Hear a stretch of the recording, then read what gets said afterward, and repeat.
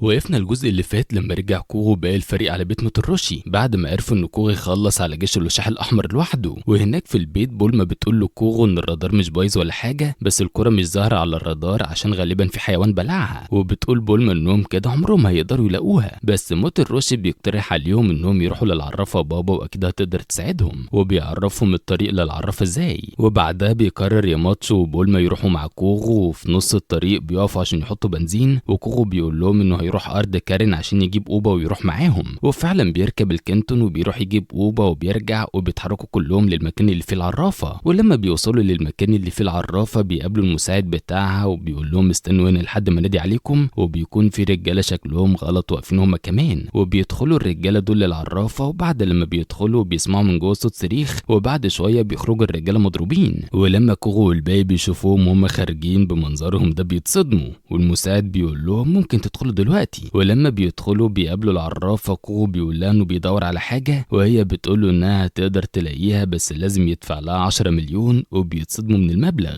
وياماتسو بيقول لها انه مستحيل يقدروا يجمعوا المبلغ ده، وهي بتقول لهم طب تعالوا ورايا. وبعدها بتقول لهم هتقاتلوا المحاربين الخمسه بتوعي، ولو عرفتوا تهزموهم هقدم لكم الخدمه ببلاش. وبتقول لهم ان اللي هيخرج من الحلبه هو الخسران. وكريلين بيقول انه عاوز يكون اول واحد، وفعلا كريلين بيبدا وبتنادي العرافه على دراكولا مان، وده بيكون الخصم بتاع كريلين. وبيظهر خفاش طاير وبيدخل الحلبة وبيتحول لبني آدم، مش بني آدم قوي يعني. المهم بيبدأ القتال وبيهجم دراكولا عليه وبيمتص دمه، والدنيا بتلف بكريلين، وبيهجم عليه دراكولا تاني وبيرميه بره الحلبة. والمساعد بتاع العرافة بينقل لكريلين دم، وبيقول ياماتسو انه بورا وابو هيواجه دراكولا، وفعلا بيدخلوا الحلبة وبيقرروا ينفذوا الخطة اللي اتفقوا عليها. واول ما القتال بيبدأ اوبا بيفتح بقه وبيشمم دراكولا ريحة التوم، وبينهار دراكولا وبيتحول لخفاش، وبيقرر انه يمتص دمه بوارو. فبوارو بيتحول لأنفد، ولما دراكولا بيحاول يمتص دمه بيتعور في بقه وبيتحول لخفاش تاني وبيحاول يهرب، بس بوارو بيتحول لإيد عملاقة وبيضربه وبيرمي بره الحلبة. وبكده تكون الخطة نجحت، وبيقرر ياماتسو يواجه الخصم اللي بعده. ولما بيدخل على الحلبة وبيسأل العرافة فين الخصم، بتقول ان الخصم هو رجل خفي، وبيبدأ يضرب في ياماتسو وهو مش شايفه. ياماتسو بينهار على الأرض من كتر الضرب. وكريلين بيقول له كوغو انا عايز تروح بسرعة تجيب موتوروشي وبولما، وانا ساعتها هيكون عندي خطة. بينادي كوغو على الكنتون وبيركب عليها، وفي طريقه اليوم بيلاقيهم راكبين الطيارة، فبيكسر الازاز بتاع الطيارة وبياخدهم على الكنتون وبيطلع على العرافة. وهناك موتوروشي ضغطه بيعلى بسبب سرعة الكنتون، وبيطلع نافورة دم من مناخيره على الرجل الخفي ومش بيبقى خفي. وياماتسو بيفضل يضرب فيه لحد ما بينهار وبيستسلم. ولما ياماتسو بيخرج من الحلبة موتوروشي بيقول لهم ان العرافة بابا هي اختي الكبيرة. فبولما بتقول بما ان زيتنا في الدقيقة ما تخليها تقول لنا على مكان الكورة، بس العرافة بتقول لهم ان مفيش حاجة ببلاش وان مكان المعركة هيتغير، وبتقول لهم تعالوا ورايا. ولما بيدخلوا القصر وبيوصلوا عند باب، بتقول لي ياماتسو ادخل من الباب ده، الباقي يجي ورايا. وبيكملوا وراها، وفي الطريق بتفتح في جنب السلم باب سري، وبتدخلوا هي وكوغو وبتجيب له اكل. وكوغو لما بيشوف الاكل بينسى هو كان جاي ليه اصلا وبيفضل ياكل. وفي نفس الوقت ده كان ياماتسو ماشي في الاوضه، وكان كلها عباره على اشكال من الهياكل العظميه الغريبه. وبنرجع تاني للعرافه وبتأمر الرجل الخافي انه يشد الحبل عشان يوقع طوب على كوغو وتشوف رد فعله. ولما بيقع الطوب كوغو بيقوم وبيقعد يضرب في الطوب وبيتفاداه بسرعه عاليه جدا، والعرافه بتتفاجئ من رد فعله السريع. وفي الاخر ياماتسو بيوصل لنهايه الاوضه وبيلاقي نفسه عند تمثالين، وبتكون هي دي حلبة القتال، والباقي بيكونوا واقفين بيتفرجوا على ياماتسو. وبيكون تحت ياماتسو حمض لو وقع فيه هيتحلل. وبيجي كوغو العرافه وبتقول لهم ان اللي هيقع بره الحلبة هيموت، وبيقول كوغو انه هيقاتل بعد ياماتسو على طول. وبتعمل العرافه تعويذه وبيخرج من بق التمثال تابوت فرعوني بتخرج منه مومياء،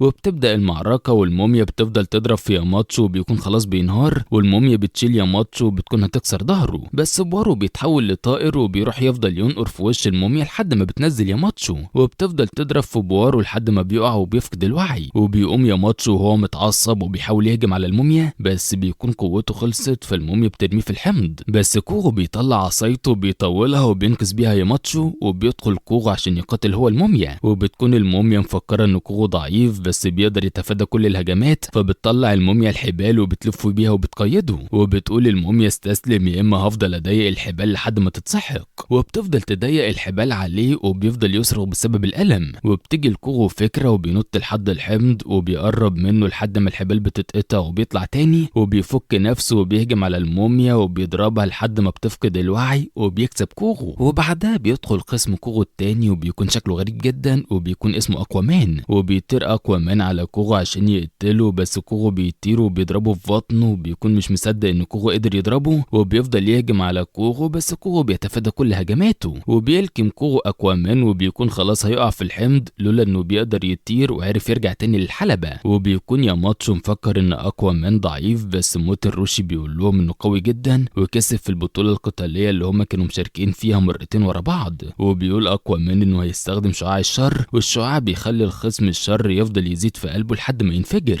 وبيستخدم التقنية على كوغو، بس لما بيستخدم الشعاع بتفضل الاشعة حجمها يصغر لحد ما بتروح، وبيقول لنفسه انه اكيد عمل التقنية غلط، بس لما بيستخدم التقنية تاني برضه مش بيحصل لكوغو حاجة. وهنا اكوامان بيعرف ان كوغو قلبه ما فيهوش اي نوع من انواع الشر، وبيهجم كوغو عليه وبيعملوا بوستر على الحيطة وبيهزمه، والعرافة بتكون واقفة مصدومة وبتنادي العرافة على المقاتل الخامس وبتكون املها الاخير فيه. ولما بيخرج المقاتل الخامس بيقول انه عاوز يقاتل كوغو في الحلبة اللي بره، والعرافة بتاخدهم للحلبة اللي بره. وفي الوقت ده بيكون موتر روشي متأكد انه عارف الصوت بتاع المحارب الخامس في مكان قبل كده، ولما بيدخلوا الحلبة وبتبدأ المعركة وبيهجم كوغو عليه، المقاتل الخامس بيصد الهجوم بسهولة وبيستمر القتال، والاتنين بيفضلوا يتفادوا هجمات بعض. وبيقول موتر روشي انه شاف اسلوب القتال ده في مكان قبل كده. في نفس الوقت المقاتل الخامس بيستخدم الموجة التدميرية، بس كوغو بيستخدم تقنية السراب وبيتفادى الهجوم بتاعه. ولما بيبص فوقه بيشوف كوغو بيلاقيه متجه ناحيته، وبيقرر انه يستخدم الموجة التدميرية للمرة التانية، وبيلاقي كوغو هو كمان بيستعد عشان يعملها، بس المقاتل الخامس بيتفادى الهجوم بتاع كوغو وبيمسك ديل كوغو وبيفقد كوغو قوته. وبيستغرب ياماتشو المقاتل عرف منين ان كوغو بيفقد قوته لما حد بيمسك ديله. وهنا موتر روشي بيقول لياماتشو ان المقاتل الخامس هو جد كوغو سون جوهان، وبيتصدموا من اللي عرفوه. وفي الوقت ده جوهان ماسك ديل كوغو وعمال يضرب فيه. وفي الوقت ده كان بلاف بيستخدم بدلته الجديدة وبيتمرن، وبيكون شو ماي بيتجسسوا على كوغو من قمر صناعي، وبيسمعوا جوهان وبيقول له كوغو انه عارف انه نقطة ضعفه هو ديله. وبيجري شو ماي على بلاف وبيعرفه، بيقول بلاف انه كده هيقدر يوقف كوغو. وبنعرف ان الكرة الاخيرة مع بلاف وهو مخبيها في شنطة بتمنع ان الرادار يقدر يتتبعها. وبيقرروا انهم يروحوا على العرافة ويسرقوا الكرة اللي مع كوغو، وبيتحركوا ساعتها على هناك. وبنرجع تاني لكوغو وهو بيتهان من جده حرفيا، وبيكون جوهان مبسوط ان كوغو عنده صحاب وقلقانين عليه، وبيفضل يضرب فيه لحد ما ديله بيتقطع، وبعدها بيستسلم جوهان. وبيقول له كوغو انه مبسوط عشان بقى قوي، وقال له قلت لك كتير بلاش تهمل تدريب ديلك ولازم تقويه. وبيخلع جوهان القناع وبيفرح كوغو وبيجري ناحيته وبيحضنه، وبيقول جده انه عمل كده عشان يعرف نقطة ضعفه. وبيكون جوهان فرحان انه موتر روشي هو اللي درب كوغو، وبيكون كوغو مفكر جده انه لسه عايش، بس جوهان بيقول له انه ميت. بس العرافة عندها القدرة انها تتنقل ما بين العالم بتاعهم وعالم الاموات، وبتجيب من هناك اسياد الفنون القتالية عشان يساعدوها، بس بتكون اقصى مدة يقدر الميت يقعد فيها في العالم بتاعنا هو يوم واحد بس. وبتقول ان لقاء كوغو بجده مش صدفة، وان الجد كان مستني يوصل، وبيوري كوغو لجده كرات التنانين وبيحكي له كل اللي حصل معاه، وبيقول له انه كده ما عادش قلقان عليه، وانه متأكد انه هيقدر يواجه مصاعب الحياة، وبيودعهم وبيمشي. وبتستخدم العرافة قدراتها عشان تعرف المكان بتاع كرة التنين الأخيرة، وبيركب كوغو الكنتون وبيطلع على بلاف وبينط على العربية بتاعته وبيقول له انا عايز الكرة اللي معاكم. وبتقف العربية وكوغو بيفرتكهم، وبيقول بلاف لكوغو لو عرفت تهزمني هتاخد الكرة، بس لو خسرت هناخد كل الكور اللي معاك. وبيطلعوا كبسولات وبيطلع منها بدل آلية وبيدخلوا جواها، وبيطلع كوغو العصاية وبيضرب بلاف، والعصابة بتتفق انهم يمسكوا ديل كوغو وبيحاصروه. وبيكون شو مش لاقي ديله، وبيكونوا فاكرين انه حط ديله جوه هدومه، بس هما مش عارفين انه اتقطع، وبيعرفوا ان ديله اتقطع بعدها، فبيقرروا انهم يعملوا دمج للثلاث بدل ويعملوا بدلة واحدة عملاقة. بس كوغو بيستخدم الموجة التدميرية وبيدمر جزء من الدرع، وبيفكوا الاندماج وبيحاولوا يهربوا، بس كوغو بيجري وراهم وبيقدر انه يدمرهم وبياخد منهم الكرة، وبيركب الكنتون وبيمشي وبيرجع لاصحابه. وبياخد اوبا وبيروح على ارض كارين، وبتقول العرافة انها واثقة ان في يوم من الايام كوغو هينقذ العالم. وبيوصل كوغو اوبا وبيحضر التنين، والتنين بيقول له اتمنى امنية. بيقول كوغو لاوبا انه يتمنى انه بورا يرجع للحياة، بس اوبا بيكون خايف من التنين لحد ما بيتشجع، وبيقول انه عايز والده يرجع للحياة. وبيخرج بورا من قبره حي، وبيجري عليه اوبا وبيحضنه، وبعدها بيختفي التنين والكور بتطير في الهواء.